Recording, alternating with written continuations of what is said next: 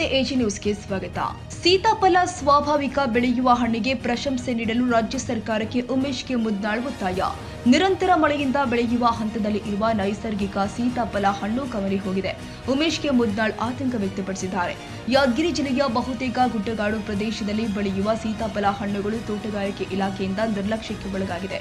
ಮಾವು, ಸೀಬೆ, ಪೇರಲ ಸೇರಿ ಹಲವಾರು ಹಣ್ಣಿನ ಬೆಳೆಗಳಿಗೆ ಆದ್ಯತೆ ತೆಗೆದುಕೊಳ್ಳದೆ ಇರುವುದು ಸರಿಯಲ್ಲ ಅಂತ ಅಖಿಲ ಭಾರತೀಯ ಕೋಲಿ ಸಮಾಜದ ರಾಜ್ಯ ಸಂಘಟನಾ ಕಾರ್ಯದರ್ಶಿ ಉಮೇಶ್ ಮುದ್ನಾಳ್ ಆಕ್ರೋಶ ವ್ಯಕ್ತಪಡಿಸಿದ್ದಾರೆ.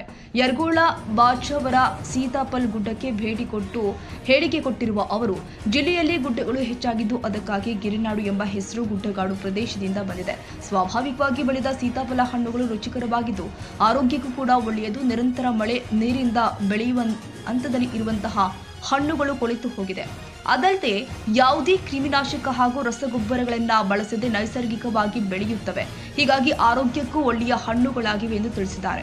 ಆದರೆ ಈ ಗಿಡಗಳಿಗೆ ಅಗತ್ಯ ಸಂರಕ್ಷಣೆ ಇಲ್ಲದಾಗಿದೆ. ಗುಡ್ಡಗಾಡಿನ ಜನ ಸೀತಾಫಲ ಕಟ್ಟೆಗಳನ್ನ ಕಡಿದು ಉರುವಲಿಗೆ ಬಳಸ್ತಾ ಇದ್ದಾರೆ. ಇದರಿಂದಾಗಿ ಜಿಲ್ಲೆಯಲ್ಲಿ ಸೀತಾಫಲ ಹಣ್ಣುಗಳು ಕಡಿಮೆ ಆಗುವ ಆತಂಕ ಇದೆ. ತೋಟಗಾರಿಕೆ ಇಲಾಖೆ ಹೆಚ್ಚಿನ ಕಾಳಜಿ ವಹಿಸಬೇಕು ಅಂತ ಆಗ್ರಹ ಮಾಡಿದ್ರು. ಗುಡ್ಡಗಾಡು ಪ್ರದೇಶದಲ್ಲಿ ಹೆಚ್ಚಿನ ಸೀತಾಫಲ ಸಸ್ಯಗಳು ನೆಡಬೇಕು. ಅವುಗಳನ್ನು ಪೋಷಿಸಿ ಹಣ್ಣುಗಳು ದೊರೆಯುವಂತೆ ನೋಡಿಕೊಳ್ಳಬೇಕು. ತೋಟಗಾರಿಕೆ ಇಲಾಖೆ ಹಾಗೂ ಅರಣ್ಯ ಇಲಾಖೆಗೆ ಹೆಚ್ಚಿನ ಜವಾಬ್ದಾರಿ ಸೂಚಿಸಬೇಕು ಎಂದು ಹೇಳಿದ್ದಾರೆ. ಸೀತಾಫಲ ಹೆಚ್ಚುವ ಬೆಳೆದಲ್ಲಿ ಇತರ ಹಣ್ಣುಗಳನ್ನು ಪೂರೈಕೆ ಮಾಡಬಹುದು. ಇದರಿಂದ ಸರ್ಕಾರಕ್ಕೂ ಕೂಡ ಆದಾಯ ಬರುತ್ತೆ. ಕೂಡಲೇ ರಾಜ್ಯ ಸರ್ಕಾರ ಇತ್ತ ಗಮನ ನೀಡಬೇಕು.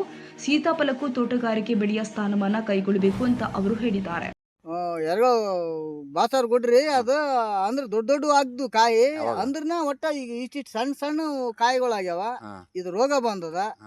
ರೋಗ ಬಂದ ಸಲಕ್ಕಾಗಿ ನಾವು ಹಣ್ಣು ಅಂತೇಳಿ ನಾವು ಬಂದಿವಿ. ಬಂದ ಕೇಸಿಂದ ಈಗ ಈ ತರ ರೋಗ ಬಂದದ. ನಾವೇನ್ ಮಾಡ್ಬೇಕ್ರಿ? ಈ ಸರ್ ಹಣ್ಣು ಸರಿಯಾಗಿ ಬಂದಿಲ್ರಿ. ಇದು ಒಂದು ಹತ್ತಿ ರೋಗ ಬಂದಂಗ ಹತ್ತಿಗೆ ರೋಗ ಹೆಂಗ್ ಬಂದದ ಆ ತರ ರೋಗ ಬಂದದ. ಹಣ್ಣು ಕೊಳ್ತವೆ ಒಳಗೆ. ಹಣ್ಣುನ ಕೊಳತದ, ಎಲ್ಲ ಕಲಾಸ್ ಕಾಯಿನ ಕೊಳತದ. ಯಾದಗಿರಿ ಜಿಲ್ಲೆಯಲ್ಲಿ ಸಾಕಷ್ಟು ಗುಡ್ಡಗಾಡ ಪ್ರದೇಶ ಇದ್ದು ಇದಕ್ಕೆ ಆಗಿ ಗಿರಿನಾಡು ಅಂತ ಹೆಸರಾಗಿರ್ತಕ್ಕಂಥದ್ದು. ಇದಕ್ಕೇನದ ಸಾಕಷ್ಟು ಸೀತಾಫಲ ಯಾರು ಇದಕ್ಕೆ ಬೀಜ ಹಾಕಿ ಬೆಳೆಸಂಗಿಲ್ಲ ಮತ್ತು ಇದಕ್ಕೆ ನೀರು ಹಾಕಂಗಿಲ್ಲ. ಯಾವುದೇ ಥರದ ಗೊಬ್ಬರ ರಸಗೊಬ್ಬರ ಯಾವುದಿಲ್ಲ. ನೈಸರ್ಗಿಕ ಸ್ವಾಭಾವಿಕವಾಗಿ ಬೆಳೀತಕ್ಕಂಥ ಈ ಗಿಡದಲ್ಲೇ ಇರ್ತಕ್ಕಂಥ ಹಣ್ಣು. ಇಲ್ಲಿ ಇಂಥ ಹಣ್ಣು ಇಡೀ ದೇಶದಲ್ಲಿ ಎಲ್ಲಿ ಸಿಗಲ್ಲ, ಯಾವುದೇ ಕೆಮಿಕಲ್ ಇರೋದು. ಆದರೆ ಈ ಸರಿ ಏನದಂದ್ರೆ ಕೆಲವು ಕಡೆ ಈ ಕಡೆ ಬಾಚವಾರು ಮತ್ತು ಯರಗೋಳ ಗುಡ್ಡದಲ್ಲಿ ರೋಗ ಬಂದೆಲ್ಲ ಕಾಯಿಗಳು ಹಾಳಾಗವ ಅಂತ ಹೇಳ್ಕೇಸಿ ರೈತರು ಹೇಳ್ತಾರೆ. ಆದರೆ ಕೆಲವು ಗುಡ್ಡದಲ್ಲಿ ಏನೋ ದೊಡ್ಡ ಹಣ್ಣುಗಳು ತರ್ಲಾಕತ್ತಾರೆ. ಆದರೆ ಇಂಥ ಹಣ್ಣು ನೈಸರ್ಗಿಕ ಇರ್ತಕ್ಕಂಥದ್ದು ಸ್ವಾಭಾವಿಕ ಬೆಳೀತಕ್ಕಂಥ ಹಣ್ಣು ನಾವು ಇಲ್ಲಿ ಬಿಟ್ಟರೆ ನಾವು ಎಲ್ಲಿ ನೋಡ್ಲಿಕ್ಕೆ ಸಾಧ್ಯನೇ ಇಲ್ಲ.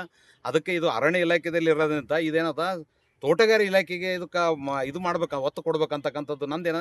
ಸೇಬಣ್ಣು, ಬಾಳೆಹಣ್ಣು, ಅಂಗೂರು ಮತ್ತು ನಿಂಬೆ, ಜಂಪಲ್ಗೆ ಕೊಟ್ಟಂಥ ಪ್ರಾತಿನಿಧ್ಯ ಇದಕ್ಕೂ ಕೊಟ್ಟಗೇಸಿ ಇನ್ನೂ ಹೆಚ್ಚಿನ ಸಸಿ ಹೆಚ್ಚಿ ಬೆಳೆಸಿ ಇನ್ನೂ ಇದನ್ನು ಬೆಳೆಸ್ತಕ್ಕಂಥ ಕೆಲಸ ನೂರಾರು ಎಕರೆ ಅದ, ಸಾವಿರಾರು ಎಕರೆ ಇರೋದ್ರಿಂದ ಬೆಳೆಸರ್ಲಿಂತ ಸರ್ಕಾರ ಕೂಡ ಇದರಲ್ಲಿಂದ ಆದಾಯ ಆಗ್ತಕ್ಕಂಥದ್ದು ನನ್ನ ಅಭಿಪ್ರಾಯ. ಮತ್ತೇನದ ಬೇಸಿಗೆ ಸಮಯದಲ್ಲಿ ಇವೆಲ್ಲ ಕಟ್ಟಿಗೆಗಳು ಕಡ್ದು ಕೇಸಿ ಉರುತ್ತಕ್ಕಂಥ ಕೆಲಸ ಆಗ್ತದೆ, ಆಗಬಾರ್ದು. ಅವ್ರಿಗೆ ಪ್ರತ್ಯೇಕವಾಗಿ ಬೇರೆ ಕೆಲಸ ಮಾಡಿ ಇನ್ನುಗಳನ್ನು ಸಸಿಗಳನ್ನು ಬೆಳೆಸಿ ಇದನ್ನು ಉಳಿಸಬೇಕು. ಈ ನಮ್ಮ ರಾಜ್ಯದಿಂದ ಹಿಡಿದು ಹೊರ ರಾಜ್ಯಕ್ಕೆ ರಫ್ತು ಆಗ್ತಕ್ಕಂಥ ಕೆಲಸ ಆಗ್ಬೇಕು. ಅಂದಾಗ ಮಾತ್ರ ಈ ನಮ್ಮ ಕರ್ನಾಟಕದಾಗೂ ಹೆಸರು ಬರ್ತದೆ. ಇಂಥ ಹಣ್ಣು ಎಲ್ಲಿ ಸಿಗಲ್ಲ. ಭಾಳಷ್ಟು ನೋಡ್ತೀವಿ ಕೆಮಿಕಲ್ ಸ್ವಾದ ಇರತಕ್ಕಂಥ ಹಣ್ಣುಗಳು ಜಾಸ್ತಿ ಇಟ್ಟರೆ ಕೆಟ್ಟೋಗ್ತಾವೆ. ಇವು ಕೆಡೋದಲ್ಲ, ಉಳನೇ ಬೀಳಲ್ಲ. ಅಂಥ ಹಣ್ಣಿಗೆ ಏನಂತಂದ್ರೆ ಪ್ರಾತಿನಿಧ್ಯ ಸರ್ಕಾರ ಏನದ ಮುತುವರ್ಜಿ ವಹಿಸಿ ಇನ್ನೂ ಸಸಿಗಳನ್ನು ಹಾಕಿಸಿ ಬೆಳೆಸಿ ಈ ಭಾಗದಾಗಿರ್ತಕ್ಕಂಥ ಜನರಿಗೆಲ್ಲ ಜಾಗೃತಿ ಮೂಡಿಸ್ತಕ್ಕಂಥ ಕೆಲಸಕ್ಕೆ ರಾಜ್ಯ ಸರ್ಕಾರ ಮತ್ತು ಅರಣ್ಯ ಇಲಾಖೆ, ತೋಟಗಾರಿಕೆ ಇಲಾಖೆ ಮಾಡಬೇಕಂತಕ್ಕಂಥದ್ದು ನನ್ನ ಮನವಿ. Nizamuddin, Yadgiri, AG news. ಕನ್ನಡಿಗರ ಮೆಚ್ಚಿನ ನಿಮ್ಮ ಎಜೆ 24/7 ನ್ಯೂಸ್ ಕನ್ನಡ ವಾಹಿನಿ ಇದೀಗ ಟಿವಿಯಲ್ಲಿ ಲಭ್ಯ. ಒಂದು ವೇಳೆ ನೋಟಿಸ್ ಕೊಟ್ಟಿದ್ರೆ ವಾಪಸ್ ತಗೋತೀವಿ.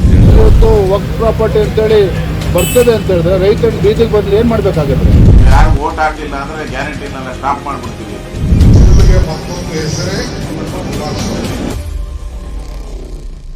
ಕರ್ನಾಟಕ ಮತ್ತು ದೇಶ ವಿದೇಶ 360 ಡಿಗ್ರಿ ಸುದ್ದಿ ಹಾಗೂ ಉತ್ತರ ಕರ್ನಾಟಕ, ಬೆಳಗಾವಿ, ಬಾಗಲಕೋಟೆ, ಧಾರವಾಡ, ಹಾವೇರಿ, ಗದಗ, ಬಿಜಾಪುರ ಜಿಲ್ಲೆಯ ಕ್ಷಣ ಕ್ಷಣದ ವಿವರವನ್ನ ಪಡೆಯುವುದಕ್ಕೆ ಎಜೆ 24/7 ನ್ಯೂಸ್ ಕನ್ನಡ ವಾಹಿನಿಯನ್ನ ಲೈಕ್ ಮಾಡಿ, ವಿಡಿಯೋಗಳನ್ನ ಶೇರ್ ಮಾಡಿ, ಕಮೆಂಟ್ ಮಾಡುವ ಮೂಲಕ ನಮ್ಮ ವಾಹಿನಿಗೆ ಸಹಕಾರ ನೀಡಿ ಮತ್ತು ಚಾನೆಲ್ ಅನ್ನ ಸಬ್ಸ್ಕ್ರೈಬ್ ಮಾಡಿ. ಧನ್ಯವಾದಗಳು.